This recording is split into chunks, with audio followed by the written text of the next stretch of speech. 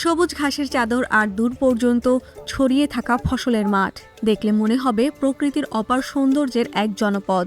কিন্তু এই সৌন্দর্যের আড়ালে লুকিয়ে আছে চরের মানুষের দীর্ঘদিনের বঞ্চনা, কষ্ট আর হতাশার গল্প।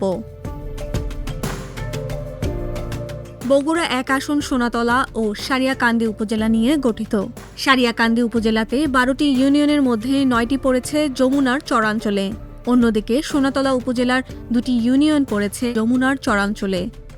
দুটি উপজেলার ভোটে বড় একটি অংশের মানুষেরা দুর্গম চরাঞ্চলে বসবাস করেন। তবে এখানে নেই ভোটের আমেজ, নেই মাইকিং, মিছিল বা ব্যানার ফেস্টুন।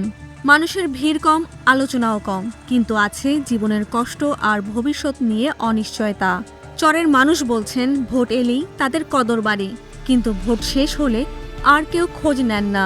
জায়গাগুলো নামা হয়ে যাচ্ছে, আমার জমি আর হয় না, নামাই থেকে যায়। ওরা বালু বিক্রি করে খায়। বিএনপির নেতা এর আগে করলে আওয়ামী লীগের নেতা। টাকা পয়সা তো ভোট আজ পর্যন্ত আমরা বিক্রি করিনি, আমরা যাক ভালোবাসি তাকে অন্তত নিই। সেরকম আপনার ভোটের আগে আপনার হচ্ছে সবাই আসে, বলে যে আপনাদের এই সমস্যা ও সমস্যা সমাধান করবো ইলেকশনে ওঠার পরে, এগুলোই বল।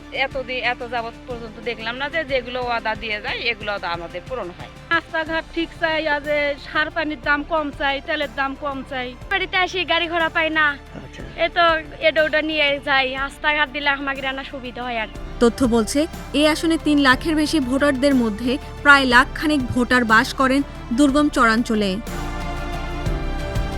এই আসন থেকে ভোটের মাঠে লড়ছেন মোট ৫ জন প্রার্থী।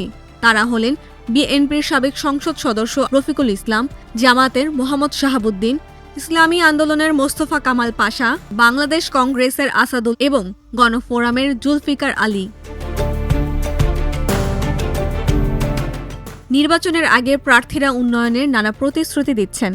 রাস্তা, কলেজ, স্বাস্থ্যকেন্দ্র, কর্মসংস্থান আর যমুনায় ২য় সেতুর নির্মাণের কথা বলছেন। কিন্তু চরবাসীদের প্রশ্ন, ভোটের আগে দেওয়া প্রার্থীদের এই প্রতিশ্রুতি কি ভোটের পরে বাস্তবায়িত হবে?